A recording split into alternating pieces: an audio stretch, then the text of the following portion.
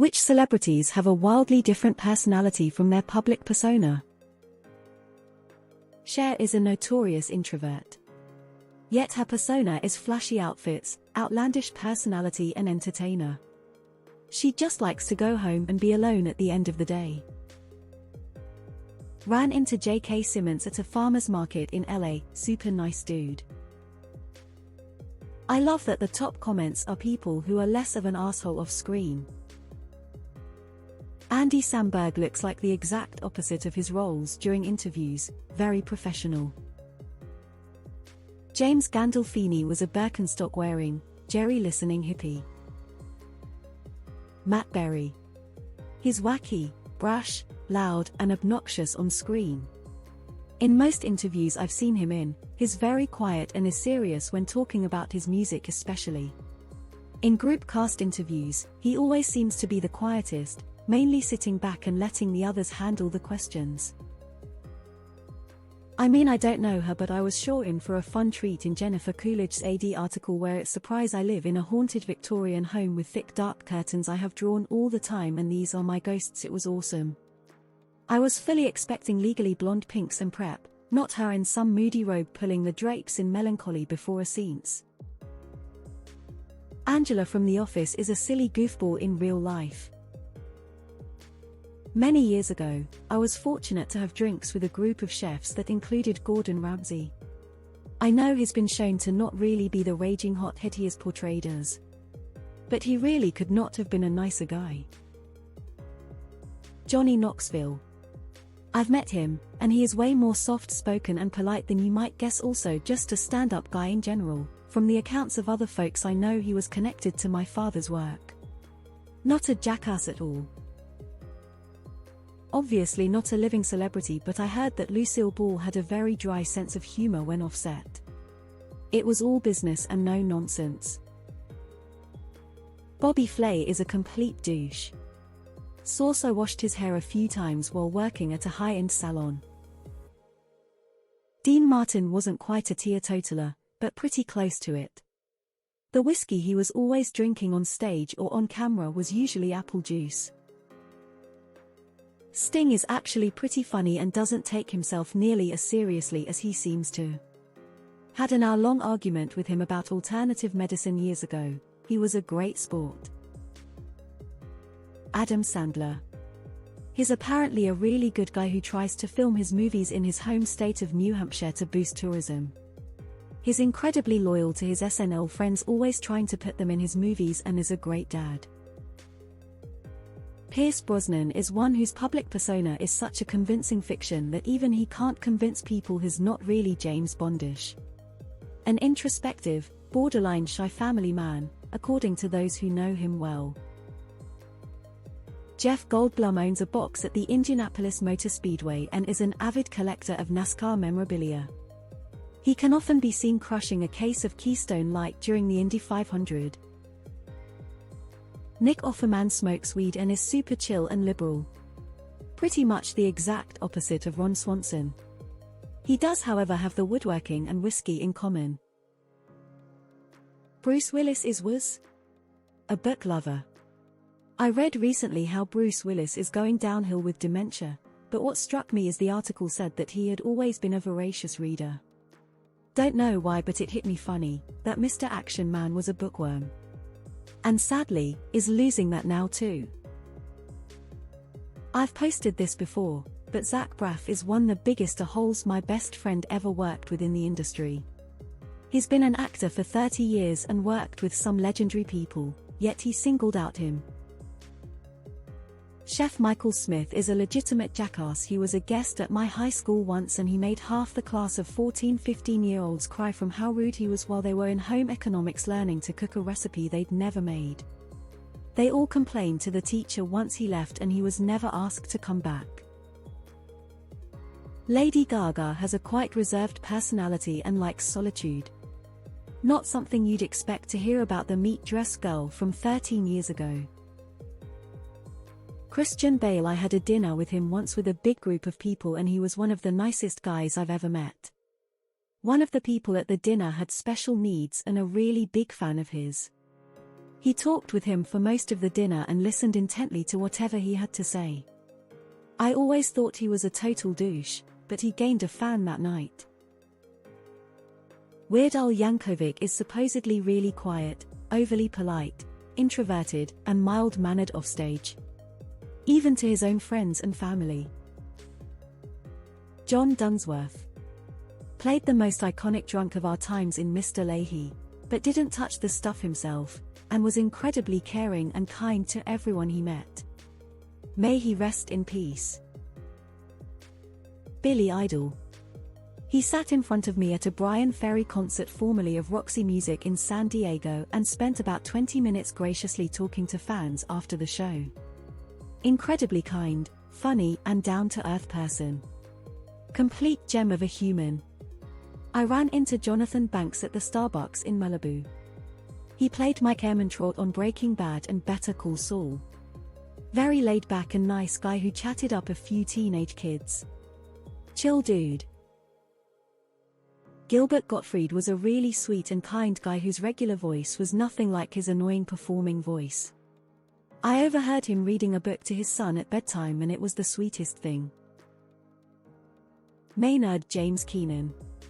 My son has stayed at his vineyard in Arizona with friends, and Maynard's condescending, aloof asshole persona is an act.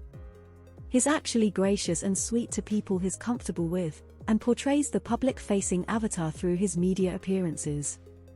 If he says fuck you to you, you're supposed to say fuck you, too, and then you both laugh.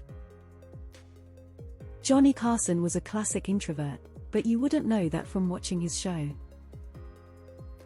Will Ferrell. I've heard from several people I know that have worked with Will that is nothing like his on-screen characters. He's actually pretty laid-back and soft-spoken off-camera. Totally what you wouldn't expect based on some of the roles he's known for. When I was about 14, 1994. My parents and I went to MGM and somehow my mother and I got lost and went through a staff-only area. We were desperate to find staff and help us get out. So all of a sudden a big group of people pushed by us. We were walking and looking at the crowd and then I saw this old man. I said, "Mom, OMG, did you see that man? He looks like Bob Hope." "Bob Hope?" said young lady. "The reason I look like Bob Hope is because I am Bob Hope." We were stunned, and then they walked by. I knew Joan Rivers somewhat and she was the sweetest, most lovely lady. The mean and catty persona was a complete act. Daniel Tosh has severe social anxiety and basically plays a character when he performs. Garrison Keillor. His stage persona is of a gentle, calm grandfatherly type, but behind the scenes he's been said to be a diva and a jerk, and that was before the Me Too allegations. Years ago, I hung out with Lewis Black for about half an hour.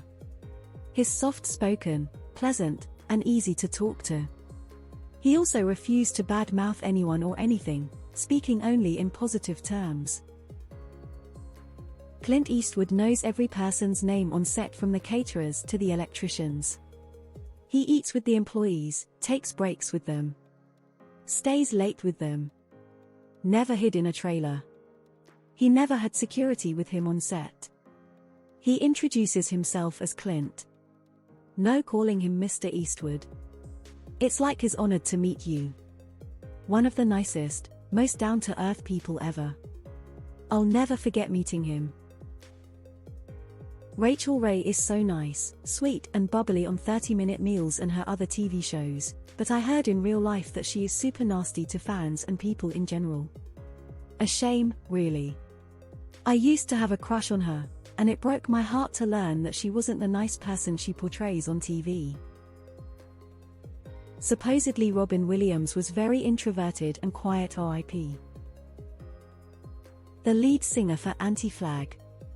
Not a mainstream celebrity, but well known in punk circles. Their music is very pro-human rights, and it turns out he rapes teenage girls. Robert Smigel was basically as depressed as Eeyore when I heard my boss talk to him on the phone. Another deadly serious comedian type. Neil deGrasse Tyson is a pretty well established as a douchebag. Everyone I know that's interacted with him in person hates his guts. This is also the case and even more so for Bill Nye. Justin Bieber has a home in my bestie's neighborhood. It's on a lake with no public access point other than a little walking trail. He comes to the marina in a golf cart, plays cards with the people in the seasonal trailer park, and even celebrated my bestie's next-door neighbor's 50th anniversary with them. I've only seen Hailey a couple of times, and she was super quiet, walking a dog, buying a coffee at this little bakery shop near the quarry. Missy Elliott is allegedly shy as hell, but her style stage presence is incredibly flashy.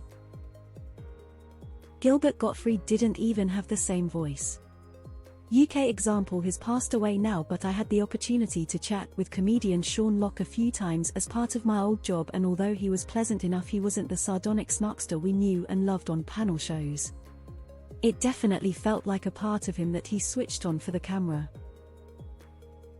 There's this TikTok congressman. I forgot his name. And he often talks about his experience as a young congressman. And he has repeatedly said that almost every single politician he has met are very well-spoken and concise. That their public persona is mostly, or all, an act. He said he was ready for their public persona, but was often taken aback by how well-spoken and friendly they were. My friend's dad, James, got on an elevator with Charlie Sheen when he was visiting LA once. He said he got in and clicked his floor and waited for a minute. After a couple floors went by, Charlie Sheen just turned to him and said, "Hey, do you know who I am?" And James, to his credit, looked at Charlie Sheen straight in the eyes and said, "Yeah. I really like your dad's work." And got off the elevator. True story, swear to God. Marky Mark was doing an interview at the height of his music career, leaning way back in his chair looking all gangster, talking with his arms and hands, using what we used to call ebonics but I think has a different name now. The interview ends, he thinks the camera cuts but it's still running, he drops the act, sits up straight, eyebrows go up, shakes hands and graciously goes into a "thank you so much for having me" spiel. Alice Cooper is a good example. Kind of dated but Art Garfunkel. His stage persona has always been a cool, intelligent, sensitive, and hip dude who's wise about the world, but in reality he's an aging, grumpy, insecure closeted bisexual. His signature afro has also been a wig for years. Nathan Fielder, he tries to come across as stiff or a bit socially awkward in a lot of his character work. Over the years he's come out of his shell quite a bit in recent weeks on talk shows and the like. Jimmy Kimmel actually ended up describing him as one of the loosest guys he knows. Snoop Dogg actually hasn't committed a crime in many decades. Diane Keaton was super sweet to me at 5:30 am at Lax years ago. Chatted and took a picture. Victoria Beckham is hilarious and seems like a cool person. She knows her posh reputation and plays around with it, lol. Nicole Kidman is not the cold heartless bitch the media makes her out to be. She recently 5-10 years ago realized how bad her public image has been and is trying to correct it by slumming it on lower-rated talk shows and doing those AMC commercials. Ed O'Neill used to shop at the bookstore where I worked my first job. He was the quietest guy you could imagine, wouldn't say more than a word or two at most, no eye contact and a baseball hat pulled down. It was hard to believe that guy was the actor who played Al Bundy. Bill Cosby. Well, I didn't actually meet Brandy, the singer, but she and her family went to one of Cal State Northridge's college graduation ceremony and she was casually walking around with no security or armed men. She literally just came through the crowds and walked around, spoke to people as if she were one of the college kids herself. She just looked down to earth and chill. John Waters is an ATV enthusiast and competes in a couple amateur races.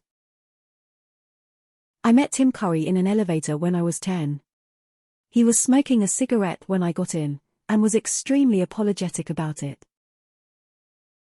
Pamela Anderson. On the couple of shows I worked on, she had the entire script memorized.